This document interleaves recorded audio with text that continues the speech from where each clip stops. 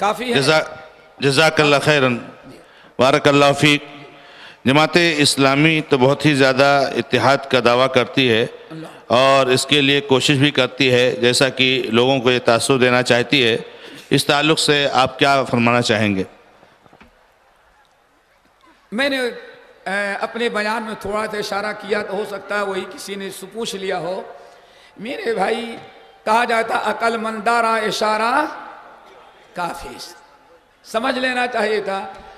آج اتفاق اور اتحاد کا عرب میں اخوان اور انہی سے نکلی ہوئی نام بدل کر کے ہندوستان کے اندر مولانا مولانا مودودی نے جو جماعت قائم کی، یہ لوگ اتفاق اتفاق اتفاق، اتنا اتفاق کا دم بھرا کہ اہل سنت کو چھوڑ کر کے شیعوں سے دوستی کر لی۔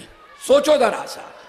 پھر میرے بھائیو، اللہ دنیا میں سب سے زیادہ اگر اختلاف آج تک کسی جماعت میں ہوا تو جماعت اسلامی کے اندر۔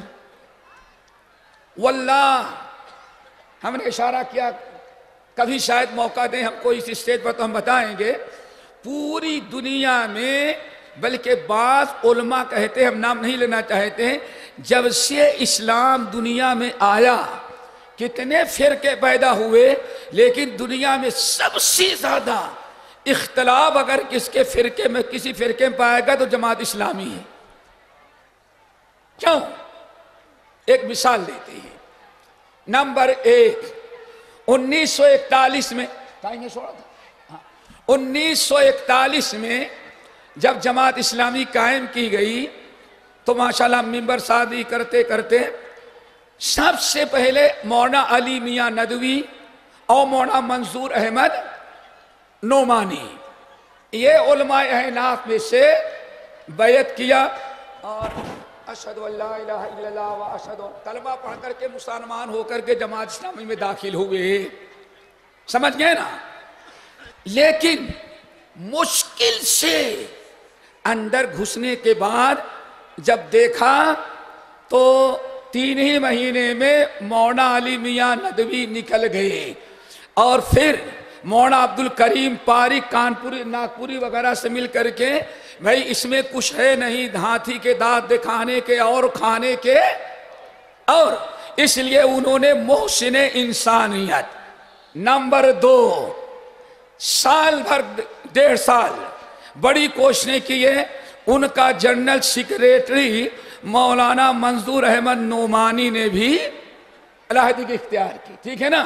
نمبر 3، مولانا عطا اللہ حنیف بھوزیانی، بڑے اہل حدیث عالم، یہ سارے لوگ داخل ہوئے تھے کہ چلو خلافت لائیں گے۔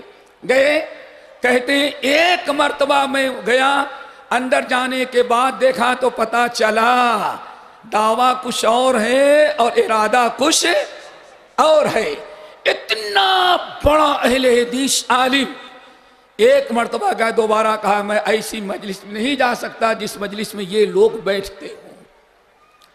نمبر 4، مولانا محمد اسحاق بھٹی رحمت اللہ علیہ، یہ A to Z کہتے ہیں ہم نے کیا، لیکن 2 مرتبہ جانے کے بعد ہم نے اپنے لیے وہاں جانا جائز نہیں سمجھا۔ کتنی جماعتیں بن گئی؟ 4۔ آگے بڑھو۔ تقریباً یہ بڑی عجیب سے داستان ہے، 1963 میں ماشاءاللہ ایک تو الیکشن، جب تک ہندوستان تقسیم نہیں ہوا تھا جمہوریت شرک اور کفر ہے، آئی بات سمجھ میں، اور پاکستان بنا، الیکشن کی باری آئی تو ووٹ لینے لگے، ایسا اختلاف ہوا کہ 70 آدمی، کتنے 70 علماء اور ان کے ناظم، ان کے امیر، ایک ہی وقت میں 70 آدمیوں نے الگ ہو کر کے 70 جماعتیں بنائی۔ کتنے ہو گئے؟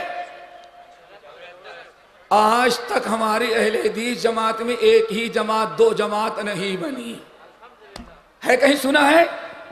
کچھ لوگوں نے کہا ہم غربا ہیں، چلتے چلتے وہ بھی جب تک ہمارا عالمی رہ جائے ان کی تک جلسہ ہی نہیں ہوتا۔ کیوں ہوتا ہے؟ اصل میں اتفاق کی بنیاد کتاب و سنت نہیں تھی، سیاست اور یہ کرسی تھی۔ اختلاف کی بنیاد کیا ہوا؟ دین نہیں بلکہ کیا ہے؟ سیاست۔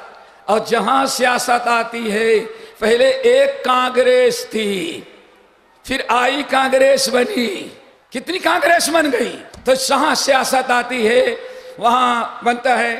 اگر آپ لوگوں کی اجازت ہو تو ایک تجربے کی بات سنا دوں، اگر امیر اجازت دیتا، صدر ہمارے، جن لوگوں نے علیحدگی اختیار کی اس میں ایک ہمارے عالم تھے صوفی نذیر احمد کشمیری رحمت اللہ علیہ۔ یہ مجاور تھے، درگاہ کے مالک تھے، ہزاروں آمدنی ہوتی تھی۔ انہوں نے جب سنا کہ جماعت اسلامی مولانا مودودی کے نے خلافت لائیں گے، کہتے ہیں فوراً دوڑے ہوئے آئے۔ علی گڑھ میں بات ہو رہی تھی، جائیں گے بیعت کریں گے، اور پہلا مرد مجاہد ہندوستان میں خلافت قائم کرنے والا میں بنوں تھا۔ چلے آئے، لیکن کچھ ایسے حادثے ہوئے کہ پہنچ نہ سکے۔ کہتے ہیں میں نے فوراً آن لائن بیعت کیا۔ آج کی اصطلاح میں کیسی بیعت کیا؟ جیسے اس سید نے ٹوپی اونچی شیروانی لمبی، ندوی نے جیسے داعش سے، کس سے بیعت کیا تھا؟ ابو بکر سے بیعت کیا تھا۔ سمجھ گئے نا؟ ایسے ہی آن لائن بیعت کرنا چاہا۔ اس زمانے میں یہ نہیں تھا، پوسٹ میں کہتے ہیں میں نے فارم بھرا، میں فلاں ابن فلاں فلاں ابن فلاں کشمیر کا رہنے والا، اور میں آپ سے متفق ہوں، ہم آپ کے ہاتھ پر بیعت کرنے آ رہے تھے، راستے میں کچھ حادثہ آئے، نہیں آ سکا، بس ایسا کرتے ہیں ہم کہ یہ لیٹر بیعت نامہ بھیج دے رہے ہیں۔ کہتے ہیں میں نے بیعت نامہ بھیج دیا، خوب خوش، میں بھی ممبر بن گیا، اب ہندوستان میں خلافت اسلامیہ قائم کریں گے۔ کہتے ہیں رات کو جب میں سویا، رات کو میں سو گیا، خواب میں دیکھتا کیا ہوں کہ میں جرمن میں ہوں، اور جرمن کے جنگل میں ایک واق نامی درخت ہوتا ہے، جیسے اپنے آپ برگد میں دودھ ہوتا ہے، برگد جانتے ہو نا، ایسے دودھ ہوتا ہے۔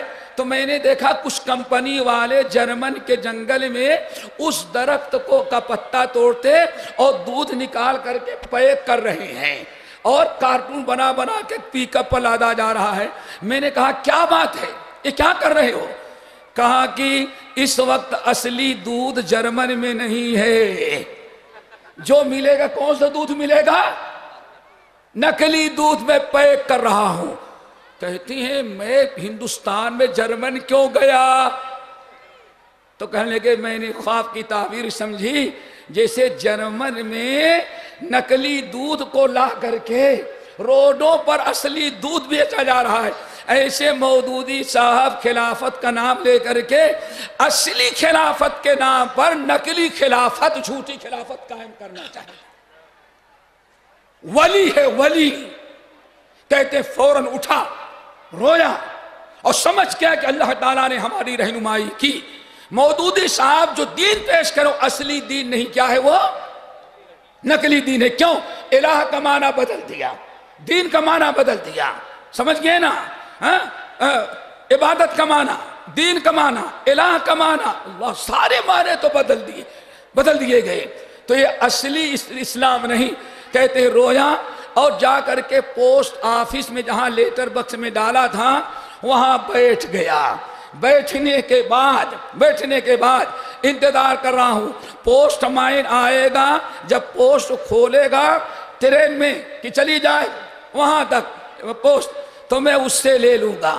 بیٹھا رہا، جیسے پوسٹ کھولا میں نے کہا بھائی میرا لیٹر واپس کر دو، ہم اصلی چیز چاہتے ہیں، نقلی چیز۔